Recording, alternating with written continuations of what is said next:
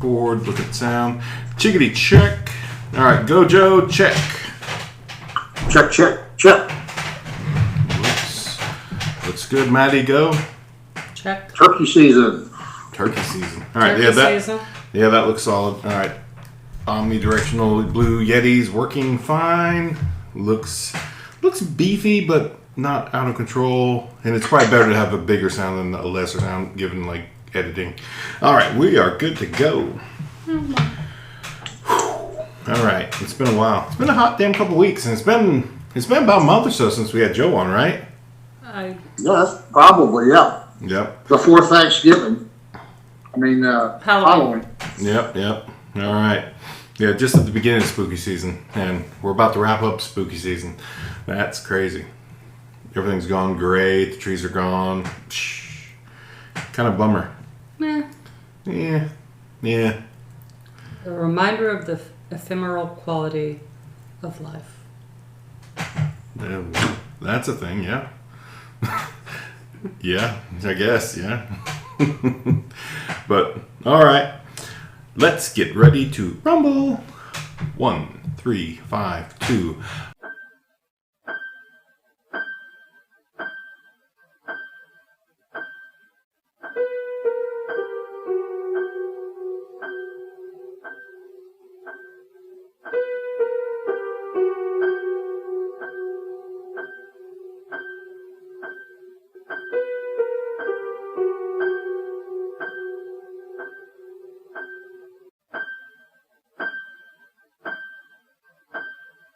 Welcome to the Chainsaw Bar. I'm your host, Mike. This is episode 80, surprisingly. No shit.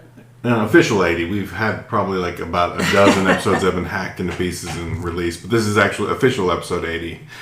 And I've got no title for it yet, so it'll have a name at the end of the damn its duration. But this week we got I'm Followed into the Abyss by fellows Madeline. And Joe. Excellent. Yeah. So, let's see. Do you guys want to get your minds popping, or do you want to go into what have we been doing? Open to anything. Yeah, sure. Why not? All right. Let's get into quick questions to get your mind popping. Mm-hmm. Bam, bam, bam, bam. All right. Are these things? Choose a number between 1 and 3. Both of you. 3. 2. All right. I will get number 1 then. My favorite spooky season drink is like a cider rum beverage, like a hot cider rum beverage. That's something I enjoy, like, during spooky season. Now, you two, what's your favorite spooky season drink? God, I didn't know I had to have one. You don't, but you can think of something. If you can think of something, like something you drink during spooky season that's only generally a spooky season drink. The trickiness. Oh, my. You go first, Joe, because I had to think about this. Oh, man. All right. I got 3. Yeah. Yeah, spooky season drink that you drink only during the fall, Joe, that you like.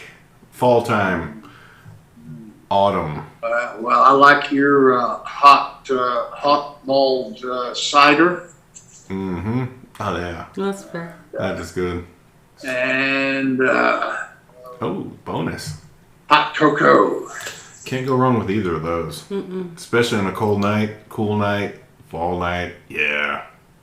And if you push come to shove, a nice cup of coffee with a shot of your favorite libation. Great call. All right, Maddie. You've been given a bunch of options that you can agree with. Sure. That's my option. Those are so you just agree then, I just agree. Yeah, those are great. Those are great fall drinks. Definitely during this cool time. Somebody just posted a meme. It was like, don't invite me for a casual drink. That's not how I drink. Mm-hmm. Yeah, well, drink. I try not to like. I try to casually drink, but it ends up with underwear and screaming. At least some people are self-actualized. I suppose they think they claim. All right, so there we go. That's There's worse good. things. So number 2 was Maddie. You chose number 2. I chose number 3. Oh, then Joe. How do you, all right, this is a weird deep dive. How do you deal with the new grayness of the post-leaf season? Now that everything's gone leafless and it's kind of gotten gray, what's your first thoughts? What do you think about like the new grayness of the mountains that we live in when all the pretty brightness is gone? It does grab you, most people, a different way. How do you deal with it? Well, I am retired, so I don't think about it too much. Usually I'm still getting up early, but the sun is up and the woods look good, even with the leaves off. And if it's a nice sunshine day, it still can, keep you in the mood. But if it's a gray, rainy day, which we haven't had many of those, it needs to be cold. So you want to stay inside and have a fire going in a hot toddy. Yeah, your hot mulled cider. Yeah, hot mulled cider or your damn cocoa, 100%. Yeah, or something a little strong. Yeah, hot cocoa with like a shot of Bailey's. Kahlua or Bailey's. Kahlua. Not working every day. Don't have to worry about getting in the car in the dark and halfway home it's getting dark. So I don't miss any of that. Yeah, today was the first day for me that I actually got home and it's dark, and I was like, oh man. Like me and old Jay stopped by for some brewskis after work, one brewski, and it was like the 12-ounce kind, and we overpaid and whatever. But it was a beer. We got to look at the river, and it was fun. Like a 12-ounce beer is whatever, but like paying like $6 for a 12-ounce beer, including tip.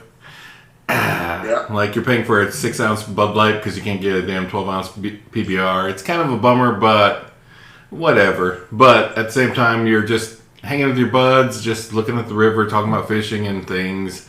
It was a good hour. Just chilling, relaxing. It was cool. Knowing that fishing would be...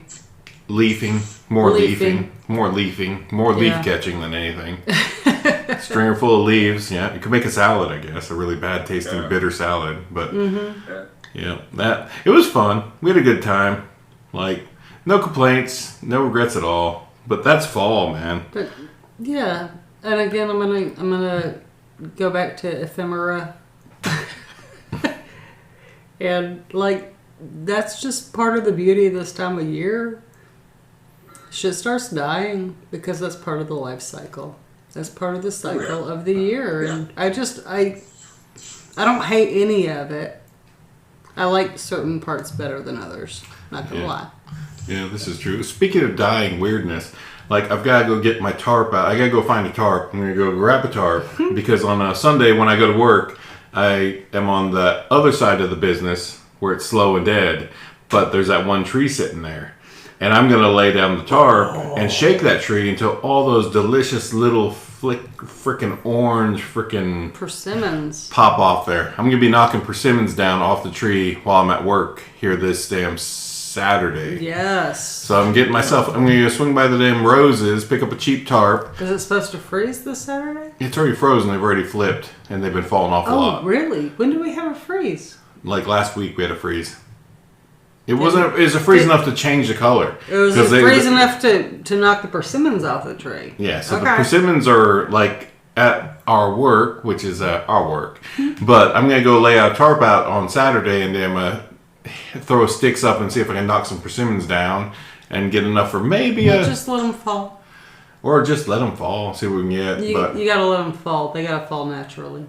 All right, so either way, I'm going to lay out a tarp and grab what we can get. If we get enough to damn freeze, we'll freeze some. We're definitely going to get that. I didn't realize we already had a persimmon freeze, because I would have gone ahead and planted these persimmon seeds that I set back. Yeah, last year we found the persimmon tree. This is American persimmon, y'all. at Not that my work. Asian At my work. And it's been sitting there my entire time. I've been at my job for 25 years almost now, and I've never noticed it. For the last 6 years, we've been searching for this particular tree, the persimmon tree. And then last year, they point out it's right there in front of you.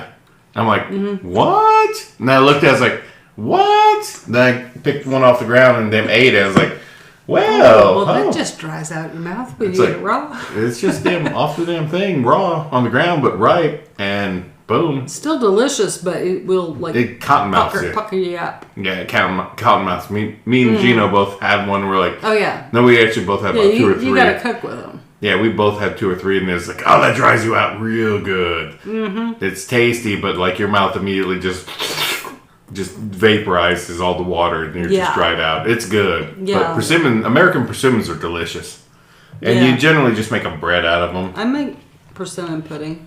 Or pudding. With the hard sauce. Yeah, hard sauce. Oh, that would be nice to bring to Thanksgiving. Ooh, so definitely that's my goal for the next week, to get all those little persimmons to fall off, because they're all ripe, and you can tell they're just not falling off because they're ripening, but they're not like falling off. So gotta pick them up off the ground if you want them to be ripe. I'm just gonna shake them, knock them off, because like I can tell they're like if it's that close, yeah, maybe. Yeah, but if I throw the branch, it hits sticks. Yeah, I'm gonna knock them off. But I'm definitely gonna have to get my tarp out and then grab them and store them and refrigerate them, and we'll make a persimmon pudding for Thankgiving next week. The one giving that you get as an Indian. Sorry, Joe, you may have not caught this. I did like the description of the last podcast where I said next thing Thankgiving something. Then Maddie's like, yeah, well, we're only having one Thanksgiving. You only get one thank.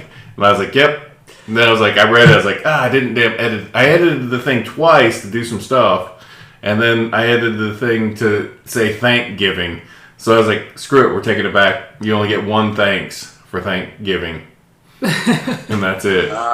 Taking it back from the college. One a year. One a year is all you get. Yep, you get to hang out with the family and eat, but you only get one thankful thing to be thankful about. Sorry. You're just like the rest of us natives. The end. Terrible. Taking it back one colonizer at a time. Yep. Jesus. All right, Maddie, how do you deal with the new greatness of the I already said how I dealt with it. How do you deal with it? By accepting ephemera. By accepting... What's ephemera again? It is the tendency in nature that things fade away. That's fair. But they always come back sometimes. Generally. Boom, boom, boom. All right, and the third question for getting your mind popping. If you guys think back to about 3 weeks ago, what did you forget to do before Halloween and have to wait now? All right, yeah, all right. So, like, Halloween. What was something you thought you would want to do during Thanksgiving or Halloween this past Halloween that you didn't do but wish you had done during this year's Halloween season, spooky season Halloween? I didn't do shit. I didn't even carve a pumpkin. Oh my god. All right. I didn't go to the haunted corn maze. Oof. I don't think I really dressed up. Oh. And I really thought I could pull off RBG as a Halloween costume. Yeah. You could have. Maybe next year when my bangs grow out. Yeah. RBG. Damn. Yeah, you could definitely pull that off. Yeah. But yeah, that's a big list of regrets. I can just feed off that. I'm not even saying that I regret. I'm just saying those are things that I could have done and I didn't do. Wish you could have done or did. Yeah, that's the wish you could have. What about you, Joe? You got anything that you wish you could have done this last Halloween spooky season thingy that you missed that you could have done? Maybe given that more candy, or I don't know. Maybe even just went and gave candy, or just looked at people. I don't know. Well, it's a little different because I always have a once a year timeshare, a fixed timeshare, and it always hits right at Halloween. So last year it was right on Halloween, and then this year Halloween was on a Tuesday. Yeah. So we're never around to give out candy, and you always try and catch the sales the day after, but we always just seem to miss the candy deals. Right. No, my kids got that. Oh my There's been goodness. so much fucking Halloween candy up in here. Yeah, like Now they're too old to trick or treat. yeah, but they're like one of them gets them a little bit of money from some things. He just buys some craziness. They Yeah, bought yeah. so much freaking candy. So much Halloween candy specifically. That's the thing I would like to do. There's at least 20 like Louise, candy fucking. and They're everybody's- cornballs. There's at least popcorn balls. popcorn balls in the. Popcorn bowl. Yeah, there's at least eight corn popcorn balls in the kitchen with the other piles of candy that those kids bought. Oh my gosh. That's ridiculous. And then a bunch of it they left at their uncle's house. And they just left it at their uncle's house, yeah. Yeah, I'm like, great. Good. So y'all aren't eating it. But one thing I've seen a lot of places do around here that I would like to do in the future, since now I'm being introspective, Oh, like wow. at nursing homes, Oh, okay. Go. they want kids to go trick or treat, and then the residents of the nursing homes will give out candy because they just love kids like we all do.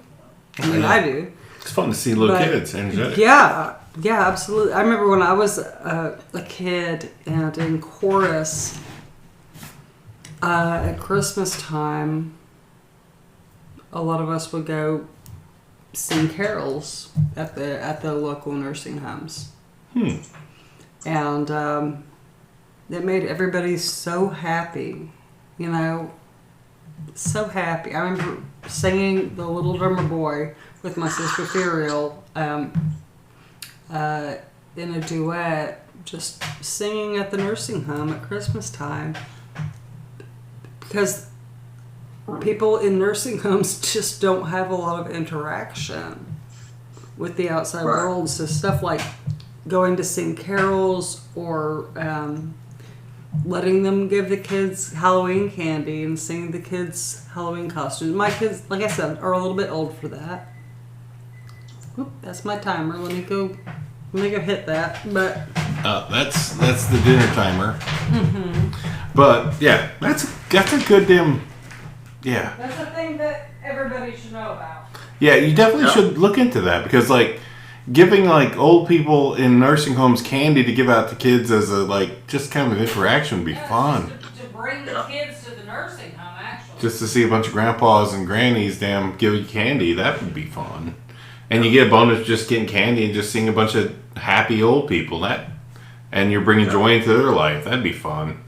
Yeah. I don't hate that. Well, here's the flip side. You can have, I see it on TV every now and then where the therapy dogs go into the nursing homes. Mm-hmm. You can have, a couple of therapy dogs, with some kind of little costume, whether it be on their ears or a cape or something, and the therapy dog would come into the room, and the handler could give out treats to the patients, to the residents.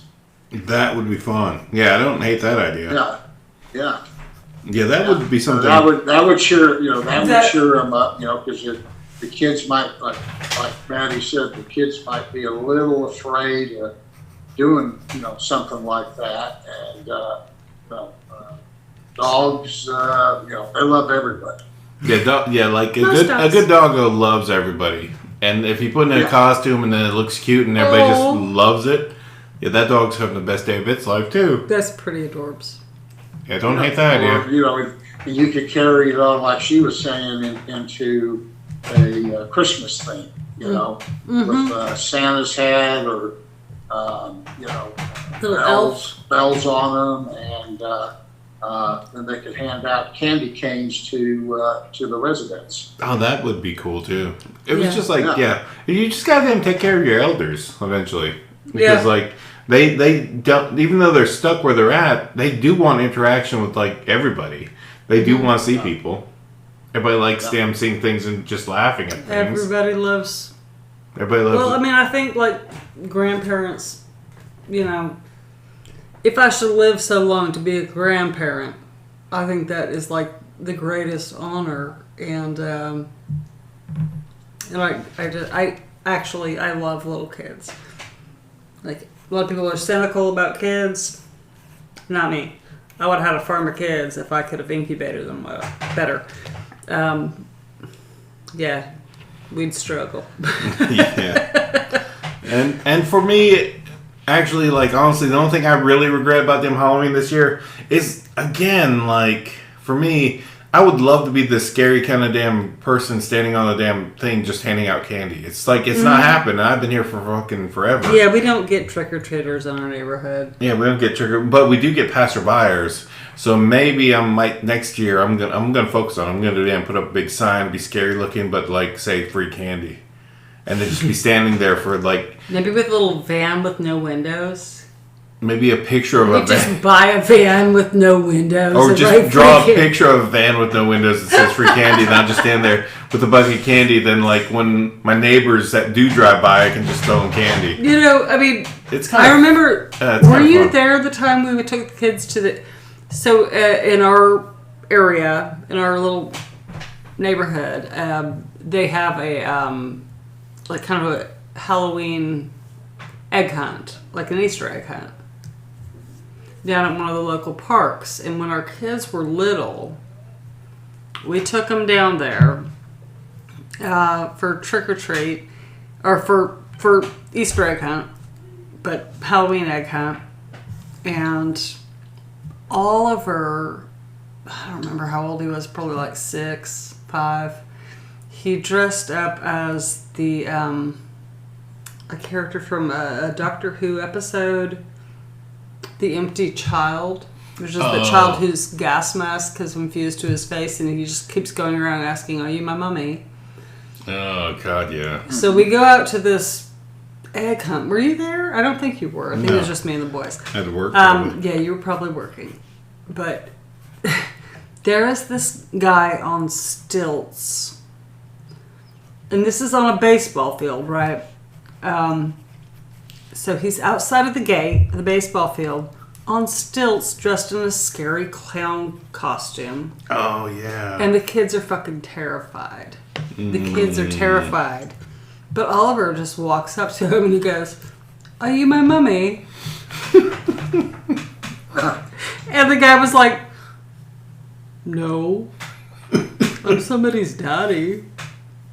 And that was it. That was the conversation. The other kids were just like, "Whoa, you're the coolest guy, Oliver." You're like, "Wow, you just walked right up to the scary, like claws, sharp teeth, like scary 7-foot clown on stilts, hanging over the fence, just terrifying the children."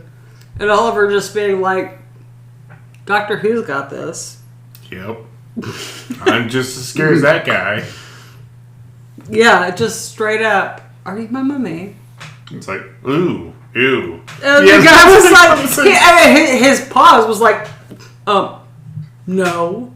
Because he's just not a Hoovian, but at the same time, it'd be like, ew. Or maybe he was, I don't know, but he was just like taken off guard that one of the kids was just like, "I'm not afraid of you. I'm the scariest thing here. I'm a zombie-faced gas mask child. Looking for its mummy. Ew. Looking for his mum." Ew. Yeah, for real. And I don't even remember. I know what Vincent dressed as for Halloween that year was another Doctor Who character. The angel? Yeah, the Stone Angels. Yeah, yeah. But at this time, he hadn't had his costume all together, so I think he just put on a Minecraft helmet and went as that for the egg hunt. Yeah. But on Halloween, did the whole like Marble Angel. Oh, God, it sucks. We can't remember what they are. But either way, Joe, are you Whovian? Do you ever watch the Doctor Who series? Oh yes. Oh yes. Oh, yeah. God. Yeah, they're all the way back to I think the second Doctor. I saw some of the second Doctor, but third Doctor, and then Baker on forward. Yeah. Yeah, well, I mean, Yeah, it's amazingly well written. Like the boys when they started catching it, it was the Tennant era, the end of no, this was before. it was the end of the reboot. It was actually before David Tennant. It was the first guy, Yeah. the reboot, the reboot. Chris Eccleston, the guy from Chris Eccleston, yeah. 27 Days Later. He's the reboot. 28 Days Later, sorry. Yeah. So the reboot, that's the beginning of the modern era of Doctor Who. Right. That's when my kids discovered it, but like, you know, for us, it was... Well, there was the Sylvester McCoy, and then there was the actor. I can't think of his name, but I can see his face. That he was only one season, and then they introduced Tennant. Yeah. Yeah, it was Christopher Eccleston. Christopher Eccleston. Yeah. Yeah. And yeah. that he was great in that too. Because his damn sidekick was awesome. She was great. I don't remember who his sidekick was actually. Fuck. What? It was the girl that did her damn. She covered the diaries of a damn escort girl or something. She did a series of that for like 2 seasons. Yeah. But, like, I've watched that series and it's just fun. She's just like honest. Like she's taking the books that the damn woman wrote and just funning them out. But Barry Petty. I don't know. know. But I know for me, like growing up in the 80s, like it was Tom Baker. It was Tom Baker. It was Tom Baker and that scarf. That's what I grew up with. And then when I saw that they redid it, that I remember like watching the Eccleston Doctor series and Vincent coming in the room, and he was just like a little kid, like maybe 5, maybe 4, and he was just absolutely hooked from the theme song, and then here's another funny offshoot anecdote. When he joined the band, the middle school band in 6th grade. Like, they had a little band concert, but no, that's not important. What's important is he came home from the first day of band and said, Mom, I got to practice my 16th notes because my kids are percussionists. And did that. And he was like, and this is what I taught myself today. And stood there on his little practice bell set and played the fucking theme song to Doctor Who. Ooh, that's fun. That's real cool. That's cool. Absolutely. Like, first day of band, I've never played this instrument. I have to go turn off the oven before I burn the chicken. Alright, fair enough. And for those at home, I was like waving the don't damn get up and walk away, get a refill, but she's actually going to damn actually do something so we don't burn our dinner. yes, Thingy. Oh yeah, but yeah, the Doctor Who theme song was so epic. Like, I watched Tom Baker. I caught a little bit here and there because I was a PBS Sunday PBS damn watcher because we only had like 4 channels in Cherokee back then, and it was Doctor Who Sunday, and you'd watch. I loved Doctor Who, and it was a Tom Baker era, so I only saw the Tom Baker era. I really didn't know anything else about that. And then eventually, like, all right, cable's cut off because we can't afford it. And then I just sat there and wondered, like, I wonder what Doctor Who's doing. That'd be cool. And that'd be fun to imagine that you were Doctor Who and you were just pretending to be a Time Lord and just running around doing adventures and shit. Yeah. What was the term for damn Doctor Who's friend that's always with him? They always had a name. Like, it's not the character, but it's the companion. The companion. The companion. Yes, you're both right. Companion. The companion. His companion. He always had a companion. Mm-hmm. He picked I love that they brought back Tom Baker's companion in the later, more recent series. I can't remember what her name is, but I recognized her as soon as I saw her. And then when they brought back K9 for a minute. Oh, K9. Love K9. K9. Oh my Yeah. God. Yeah, they brought back Leela. Yes. Ah, sweet. Leela. Yeah. Yes. Love that. Like every time they do shit like that, it's so great. I haven't finished this last season. I got through the Peter Capaldi and I got into the like female doctor, who I really like, and She was respected. Like, she did get, like, I've never heard any bad reviews about her, so. no. Like, there that's were fun. bad like previews. People were like, "What? We're giving the doctor a vagina?" Oh my god! Yeah, it's Do gonna women happen. have PhDs? Women, they can't think. Sorry, women. What? What? Women. Psh, whatever. Yeah, well, I mean, I've I didn't seen watch I've liked. it much after Capaldi got off. Well, I haven't either, but she's good. She's good. The writing team is still the writing team, so it's probably really good. So No, it really is. She's fun and she brings it. I just don't watch so much TV. I don't watch much. It's hard to watch TV because I get like 4 hours at most a day. At most, if I extend it. Generally, my day generally has like 2 hours of TV available to it. After work, getting up and showering and all this, and then figuring out dinner. And then you spend that doing Fortnite. And no, I spend like definitely 1 hour. I've not counted the 1 hour Fortnite, which I need to do. 1 hour of gaming or internet, definitely. Mm-hmm.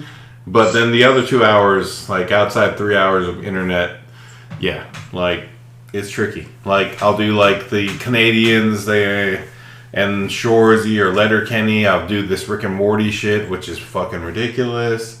And then I'll do like whatever I'm doing. Like sometimes I'll feel like watching Beetlejuice, or I'll want to watch half of fucking Apocalypse Now.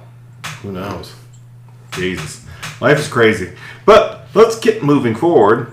Yes. Let's get to news.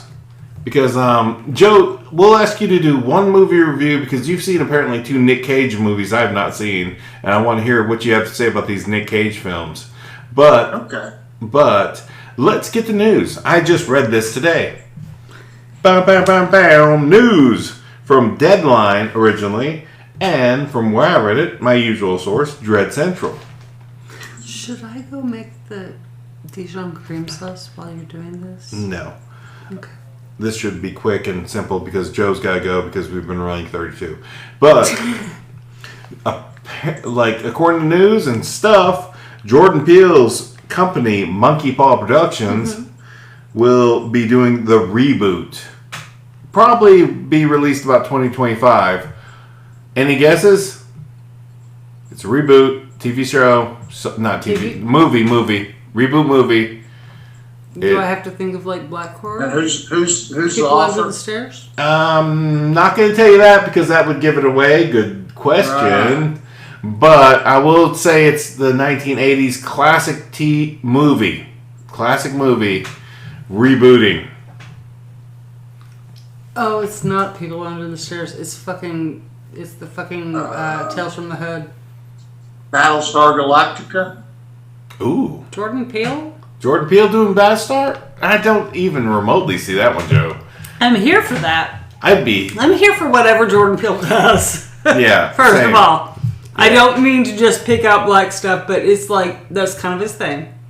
It is kind of saying. So what did you say? First I said. No, what was the second thing? First I said People Under the Stairs, and then I said Tales from the Hood. Tales from the Hood. Oh, yeah, that'd be fun.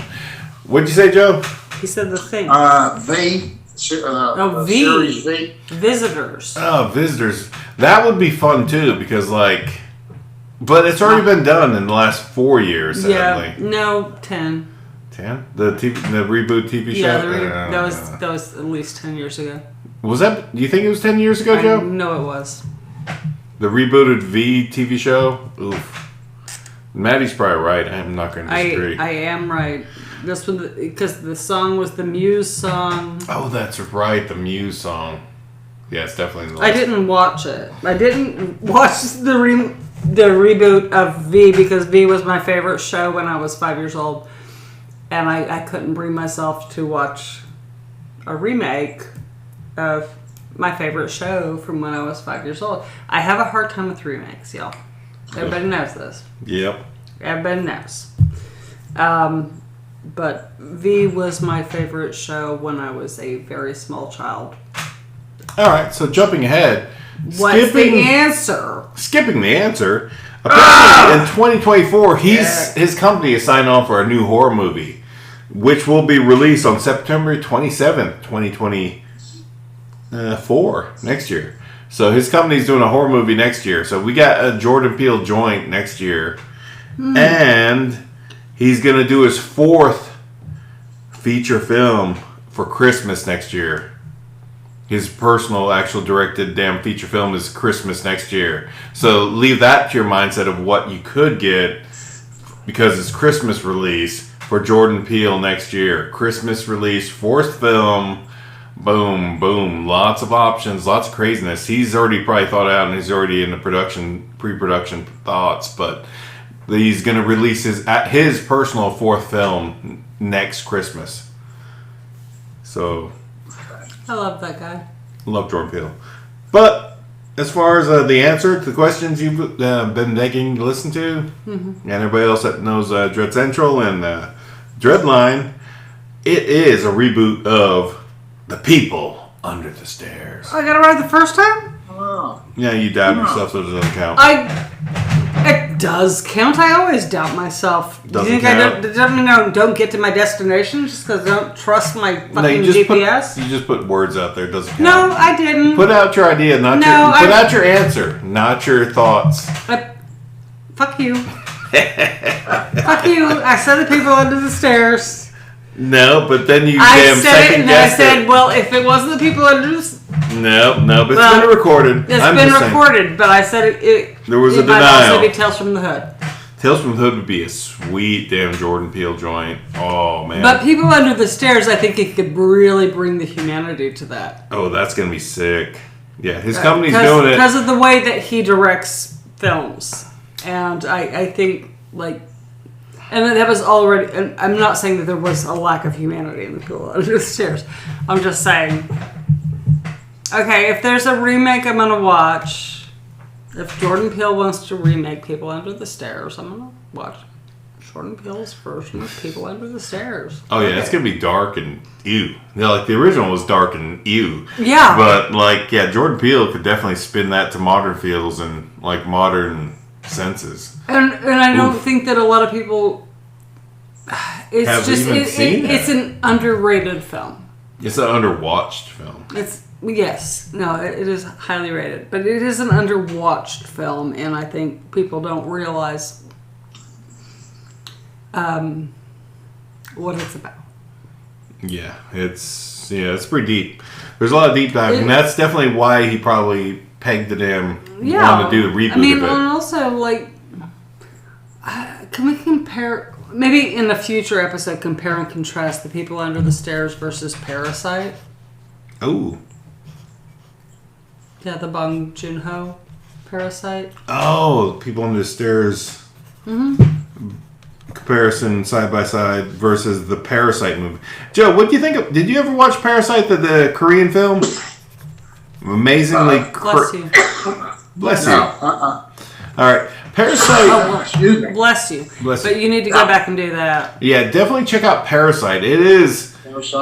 Parasite. Yeah, it's a Not crazy... the 1970s Canadian Bong film, but Joon-ho. the Korean film from a couple of years ago. Yeah, it got Academy Award nominations. It actually won the Academy Award.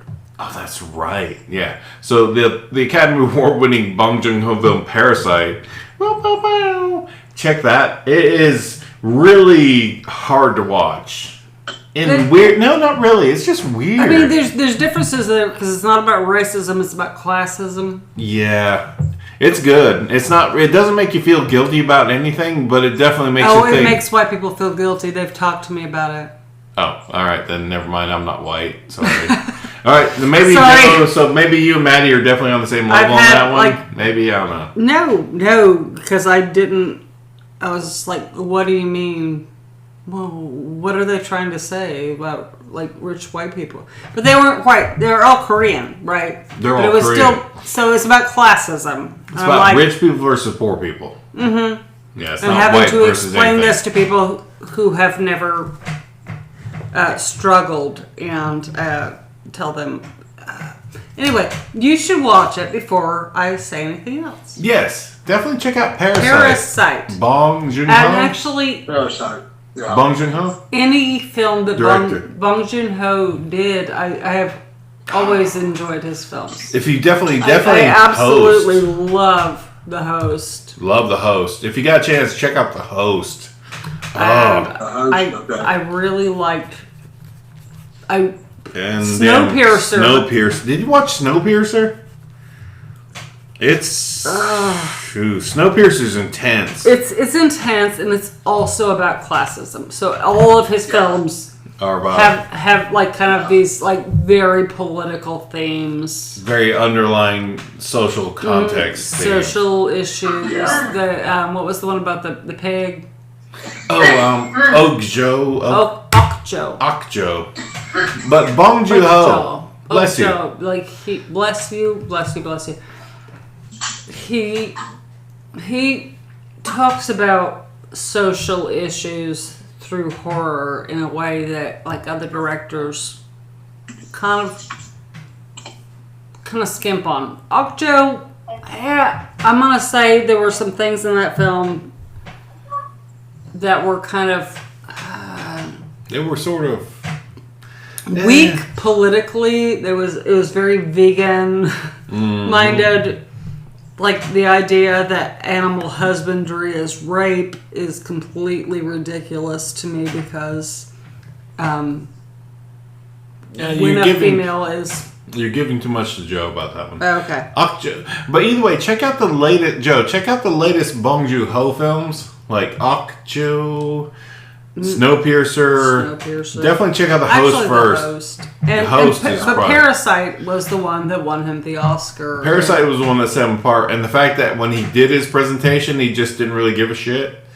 And that was and the guy who directed the Joker was so pissed. White guy. That was some premium. That was some like, premium what? cattiness. They're just giving all this to like people of color.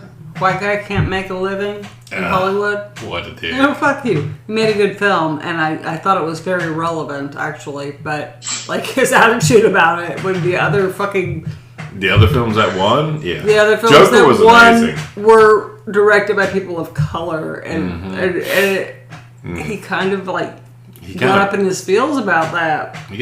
He outed himself a little bit on that one. He really did. I don't even remember that director's name, so... There you go. I remember the Korean director's name. And I remember the Not incident. you, white boy. But, yeah. That was good stuff. It was just... And Joker was a really good film. Amazingly, depressingly amazing It film. it was very socially relevant. Didn't feel Batman or DC anything except for DC being just edgy and fucking make you fucking feels. DC does do that. DC does do that. That's why I'm a big DC person. So, yeah. But... Outside that, But, having said that, I don't even remember the guy's name who directed it. yeah. I just remember that he was kind of a little bitch about losing the Oscar. What a little bitch. I'm like, did you see Parasite? Come on. Dude. It was so heavy. It was so good. And it wasn't horror, it was a thriller. What? Parasite. Oh, yeah, Parasite was crazy. That was like a Giallo almost feeling film. Because like it just kind of left you like, yeah, that was just one of those damn thinking and then. I need to go rewatch that. Actually. Yeah, like Parasite's amazing. Yeah, check out Parasite, y'all, at the listening here. Alien Overlords. Find somebody that's got that download it, watch it. If you're actually listening to a horror podcast and you haven't watched it, come on. Or if you're just new to the damn horror function, and this is just this or random if you're one. new to like Korean horror, which is a specific thing. It's an awesome thing. It's crazy. Those guys go crazy. Those gals go fucking nuts. It's unbelievable. But let's get back to the business because Joe's got his segment. And Joe, let me double check. All right. Let me Check double. with Joe. Should I go make All a cream right, sauce? Joe, have you seen a movie that you want to talk about? That you really want to talk about? Yeah, saw over Halloween Nicolas Cage's The Retirement Plan. And just the way the title was, you kind of thought maybe it was a comedy, but it was a semi-comedy and a action film. He really did a really good job. It had, of course, Nicolas Cage and Ron Perlman was one of the bad guys. Ooh, And, okay. if you remember, he's not always been in a lot of movies, but he was the hard-ass little kid from the original Bad News Bears that was hitting on, what was her name, Tatum O'Neal. He was the little biker kid, Jackie Earl Haley. Okay. Oh, yeah. I do remember that name. Yeah, Yeah, well, he's character. the bad dude. Nice. Along with a drug kingpin out of Miami. Oh. And, it's a pretty good thriller, but the real dark one for Cage was Sympathy for the Devil. That's a great title. I'm not going to lie. That Yes. sounds amazing. Oh yeah. Well, he dyes the top of his head red, and he just plays a stone cold killer. Ooh, damn! Straight up, damn! Nick Cage just murder. Murder. In a diner, in a gas station, a cop stops him, and he goes off on the cop. And, then he just pulls out a gun and just cold-bloodedly shoots him in the face. Ooh, damn! And it's a typical Nicolas Cage thriller. Leaves you asking the questions. The question about the whole theme does not get answered until the very end scene. Ooh, You just really think he's a nutcase, but I'm not going to give it away, but thank you. he was on a mission, and he kidnaps a guy, and it's their cross-country California odyssey, and mainly takes place at night in offbeat places, Oh, okay. diners, out-of-the-way convenience store, gas stations, Truck stops. but check it out. It's really good. It's about an hour and 30 minutes to 50 minutes long. Ooh, But my question here is that you're implying that there are some Nick Cage movies where things make sense? that's a good point. Yeah, well, Raising Arizona. Okay, Raising Arizona. Oh, good answer. I'll give you that one. Good answer. That's kind of the be all end all answer you need. But is that the last one? is that the only one? Well, that's debatable. Bam, bam, they nailed it. Yeah, that's just nailed it. Yeah, I mean, I'll give you that. I'll give you Raising Arizona. Yeah. But I will raise you Wild at Heart. I will raise you Mandy. I will raise you, Movies that make sense or movies Peggy that Sue don't Got make Married. sense? Movies that, like, what the fuck? But it's just left up, kind of like. Your question was answered by him. You're just throwing other things out there. I'm just saying, like, in a ratio of Nick Cage movies that make sense. to Nick Cage movies that don't make sense. He's probably 2% or 3% at best. Like, we all know. Like the directors we all know. want the crazy, fun, we all know. Cage. It just. And I think that's what I love about Nick Cage, and that's why I have Nick Cage like sweatpants. Oh yeah, with his face all over him. Yeah. Well, he's been married 5 times, so he's got to keep making movies. Yeah, that does make sense. He's definitely getting sued and losing half of everything he makes every 5 years. So yeah. So well, good for them. Good for.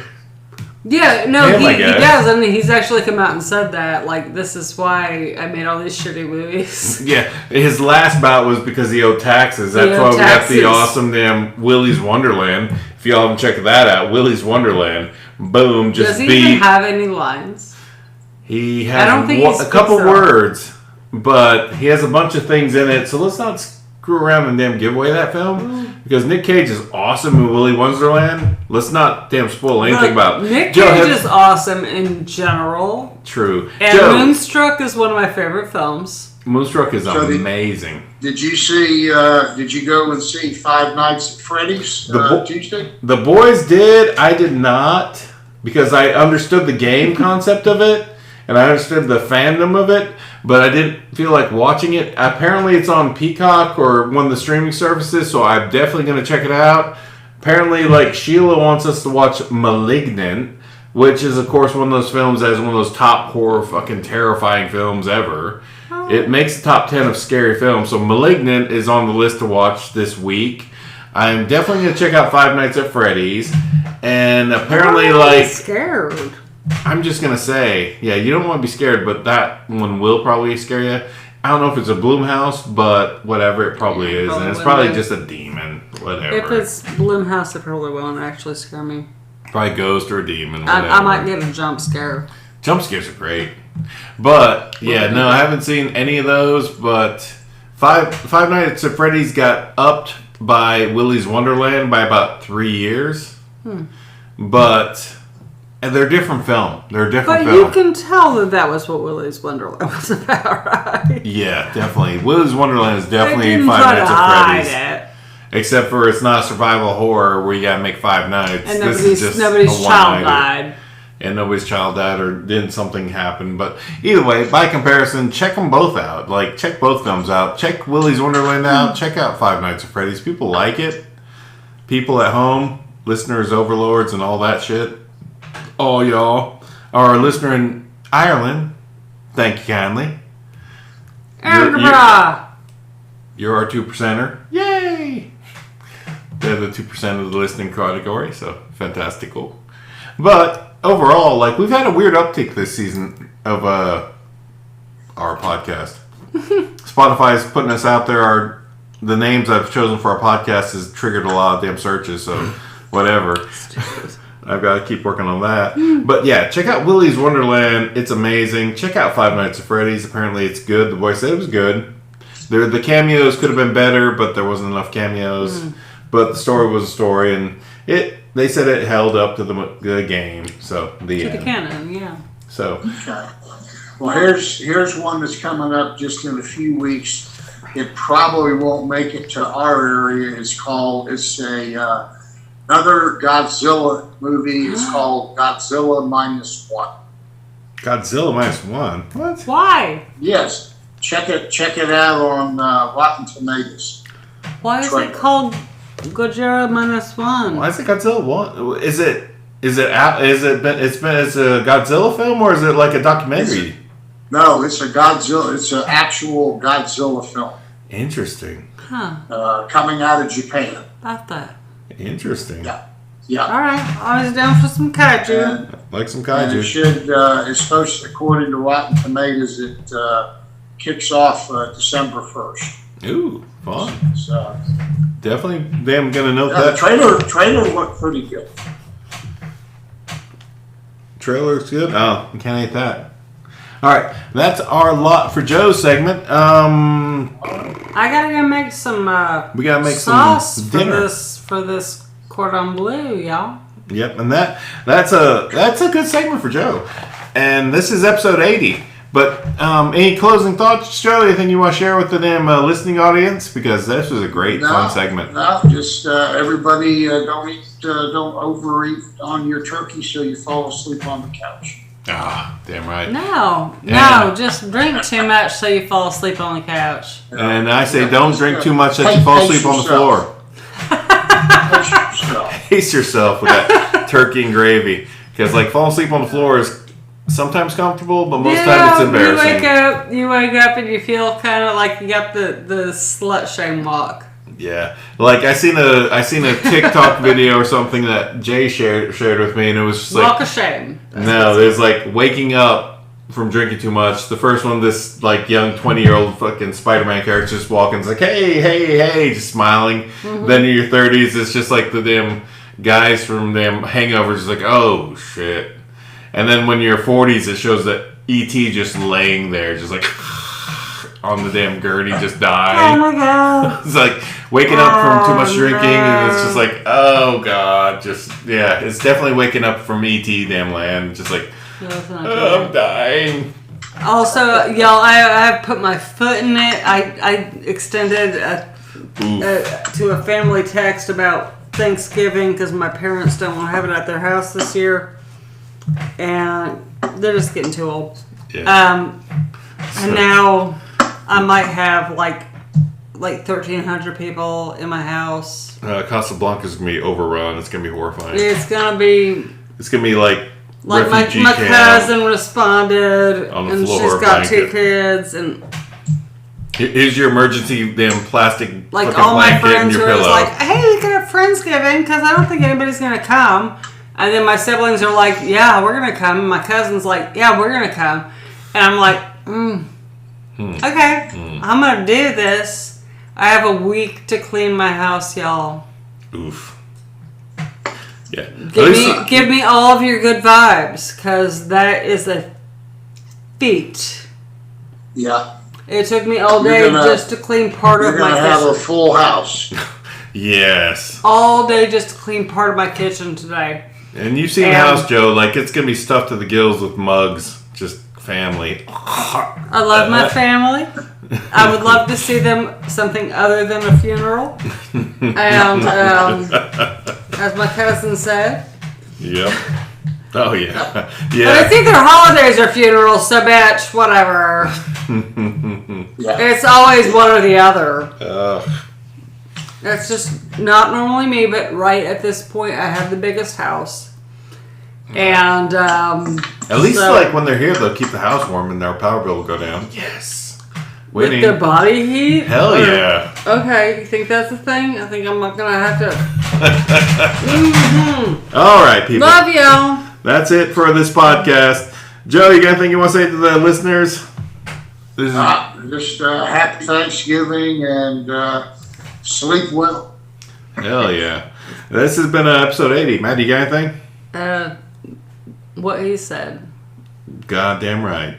All right, y'all. Happy Thanksgiving. This is episode 80. We're going to definitely put out another episode because I got to have Gino on here. So yeah, Mike and I haven't talked about any of the movies we saw. And we haven't talked about movies we saw. But we did see... but first, we need to make some Dijon cream sauce for this cordon bleu. Yep. And if y'all can check out Scare Package on Shudder or Creepshow Season 4, check it out. And look forward to Jordan Peele's next damn madness. Oh, man, Jordan Peele's work. The monkey paw is going to damn snap some fingers and make some wishes happen. Can't wait. Loving it. Loving it. But, all right, Joe, thanks for being with us. Thanks for being with us, Joe. All righty, enjoy. Vroom. Sweet. Y'all take care. Thanks for listening. Cheers.